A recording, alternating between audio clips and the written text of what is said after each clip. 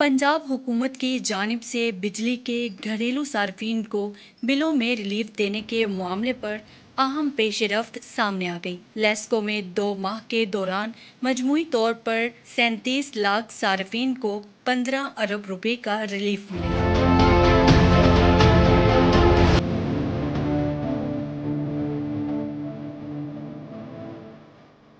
ज़राए ने बताया कि माह अगस्त में 19,25,000 सार्फिन को 8 अरब रुपए का रिलीफ मिलेगा, जबकि सितंबर में 17,50,000 सार्फिन को 7 अरब 20 करोड़ रुपए बिलों में कमी हो जाएगी।